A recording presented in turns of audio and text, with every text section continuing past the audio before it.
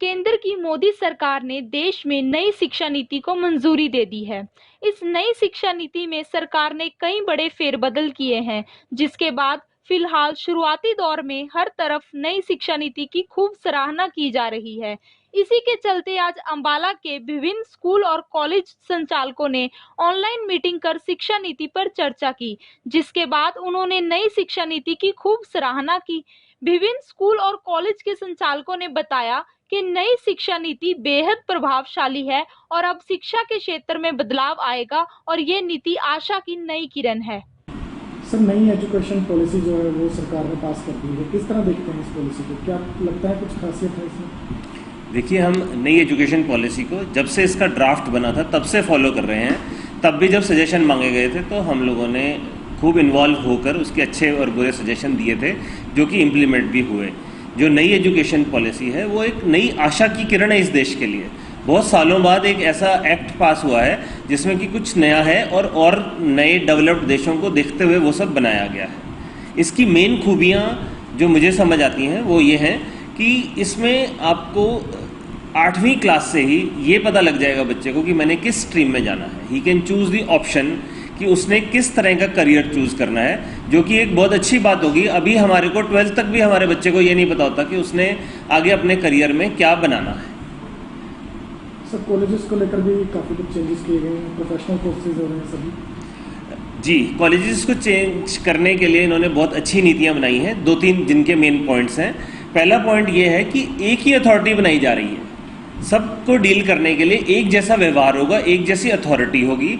और पहले engineering college के लिए एक अलग अथॉरिटी थी, यूजीसी डिग्री कॉलेजेस के लिए था, और ऐसे ऐसे करके था। उन सबको मर्ज करके एक ही अथॉरिटी बनाई जा रही है। तीसरी चीज़ कि सब कोर्सेज को प्रोफेशनल कोर्सेज में तब्दील किया जा रहा है, और उसके अंदर भी आपको कोर्स को छोड़ने की, चेंज करने की बहुत फ्लेक्सिबल ऑप्शंस मिलेंगी। जैसे कि एक बच्चा है जिसने 1 साल का ही कोर्स किया तो उसको एक सर्टिफिकेट प्रदान कर दिया जाएगा। उसको जरूरी नहीं है कि बाकी 2 साल की स्टडी पूरी करनी है। अगर वो कहीं प्रोफेशनल में, वोकेशनल में कहीं चला जाता है, अगर वो 2 साल का है तो उसको डिप्लोमा दिया जाएगा, अगर वो 3 साल है तो उसको डिग्री दी जाएगी। ऐसे ऐसे करके बहुत सारे प्रावधान लाए गए हैं जिसमें कि अगर किसी ने अपनी एजुकेशन बीच में भी छोड़ दी, वो बाद में उसको कंटिन्यू कर सकता है। मतलब एजुकेशन ऐसा ना हो कि बच्चे ने 2 साल की या 3 साल की पढ़ाई कर ली तो वो सारे साल उसके खराब हो जाए। नई शिक्षा नीति में सरकारी और निजी स्कूलों को एक समान एक नजर से देखने की बात कही गई है। इसे लेकर स्कूल संचालकों ने बताया कि सरकार के कदम बेहद सराहनीय है। अब सरकारी और प्राइवेट स्कूलों पर लागू होने वाले नियम भी एक समान होंगे। सर, नई शिक्षा नीति लागू कर दी गई है, तो इसे किस तरह देखते हैं आप? देखिए, नई शिक्षा नीति की जो सबसे अच्छी बात जो हमें लगी वो यही लगी कि जो सरकारी स्कूल और प्राइवेट स्कूलों को, जो हमारी एक डिमांड भी थी कि सबको एक नज़र से देखा जाए। जो सुरक्षा संबंधी नियम प्राइवेट स्कूलों पर लगाए जाते हैं वही सरकारी स्कूलों पर लगे।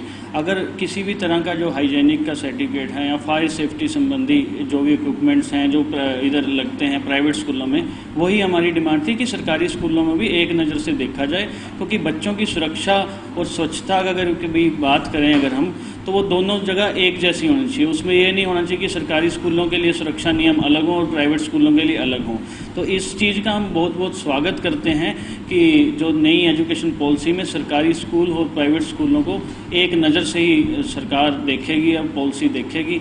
तो इस चीज़ का बहुत बहुत स्वागत है हमारे लिए।